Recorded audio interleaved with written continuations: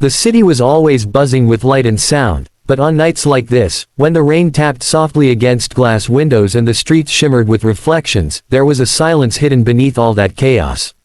For Alexander Knight, billionaire CEO of Knight Enterprises, the silence of the world was louder than any noise.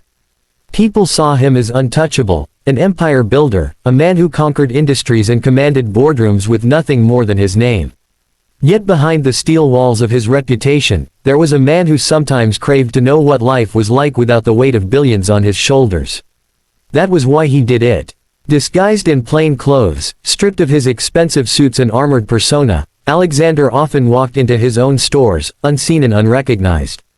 It was his way of watching, of learning, of feeling connected to the empire that had grown too large for him to grasp with his own hands. Tonight was supposed to be one of those nights, quiet, anonymous, a simple stroll through one of his luxury retail outlets just before closing. But what he found there would not only shake him, it would change his life. The store was nearly empty, the soft glow of chandeliers illuminating rows of glass shelves. Only 2 employees remained, the night manager, finishing up his paperwork, and a janitor mopping quietly in the corner. Alexander's sharp eyes caught the janitor almost immediately. She was small, almost fragile-looking, her dark hair pulled into a messy bun as she scrubbed the floor with slow, heavy movements. She thought no one was watching, but Alexander was. He noticed the trembling of her shoulders first, then the way she quickly turned her face to hide it. She was crying. For reasons he couldn't quite explain, Alexander felt his chest tighten. He had no business interfering, no reason to even care. But he did. Something about the sight of her, the quiet suffering, the loneliness in the middle of a glittering store, made him walk closer. "Are you all right?" His voice, though softened, still carried the kind of authority that could not be disguised. The young woman froze, clutching the mop as if it were her only shield. Slowly, she lifted her head, and Alexander caught sight of her tear-streaked face. She was beautiful, not in the polished, magazine-perfect way he was used to, but in a raw, unfiltered way that made her seem real. I'm fine," she whispered, wiping her face with the back of her sleeve. "Just tired." Alexander didn't believe her. He had built an empire on reading people, on noticing the cracks beneath carefully constructed masks. This girl's mask was paper-thin. "You don't look fine," he said softly, his gaze steady. "Tell me what's wrong." For a moment, she looked at him like he was insane. Why would a stranger, someone she thought was just another customer lingering too late, care about her? But the weight she had been carrying for months was too heavy, and her defenses were too fragile. Her voice cracked when she finally spoke. "My son," she whispered, her hands tightening around the mop. "He's sick, and I can't afford his treatment. No matter how much I work, it's never enough." Her words sliced through Alexander sharper than any corporate betrayal he had ever faced. He swallowed, forcing down the unexpected surge of emotion. "What's your name?" he asked gently. "Lena," she said. "Lena," he repeated, tasting the sound of it. "Does your manager know?" She shook her head. "No one here does. I can't lose this job. I can't take any chances. If they think I can't handle it, they'll replace me."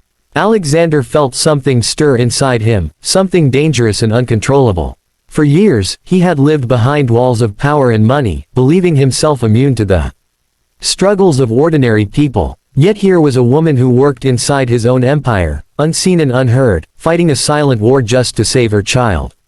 And the thought that she might be crushed under the weight of his empire made him feel guilty.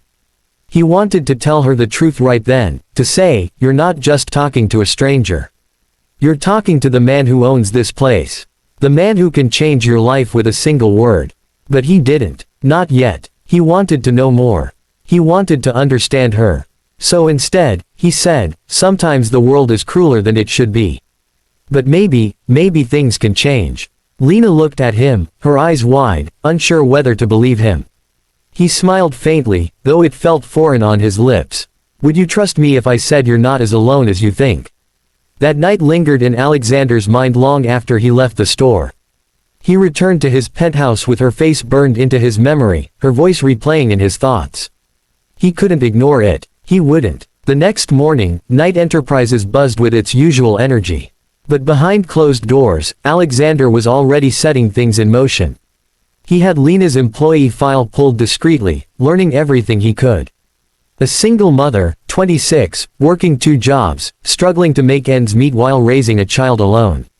No criminal record, no complaints from managers, nothing but quiet resilience.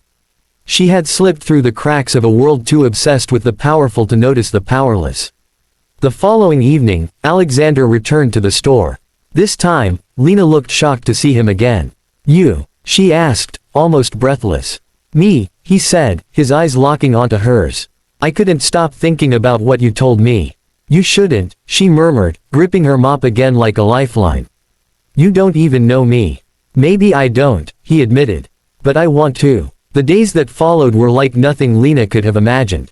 The mysterious man kept appearing, each time asking her questions, listening, sharing fragments of himself she never expected from a stranger. Slowly, she began to trust him. And slowly, Alexander felt the walls around his own heart begin to crumble. But the truth was a storm waiting to break. One night, when Lena's exhaustion finally caught up to her, she collapsed during her shift. Alexander was there before anyone else, catching her before she hit the ground. He carried her as if she weighed nothing, his protective instinct blazing brighter than ever. The staff whispered, curious, confused, who was this man who treated a janitor like she was priceless? It was then, as he held her, that Alexander made a decision. The truth could no longer wait. "Lena," he whispered as she stirred awake. "There's something you need to know. I'm not just some man wandering into the store. I'm Alexander Knight, the CEO, the man who owns all of this." Her eyes widened, disbelief and betrayal flashing across her face. She tried to pull away, but his grip tightened, not to cage her, but to keep her from running away before he could explain. "I didn't mean to deceive you," he said, his voice raw. "I just wanted to see the world without my name. And then I found you. And now I can't walk away."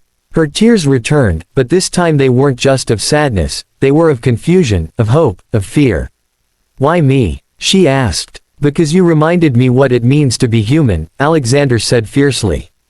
"And because your pain matters to me more than all the wealth I've ever owned."